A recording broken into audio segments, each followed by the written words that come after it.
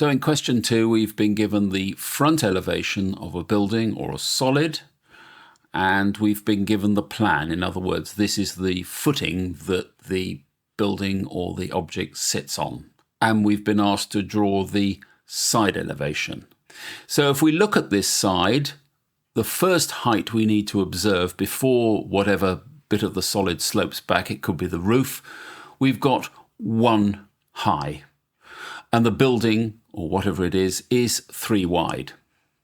Again, looking from this direction, our next section of the building is 2 high. And as the building from the plan is no wider, the next section will be 2 high and the same width. So that takes us effectively up to here. And how much more of the surface have we got? Well, it's another 2. Again, it'll have the same width and it will add another 2 to the height. So this will be the side elevation as seen from the arrow.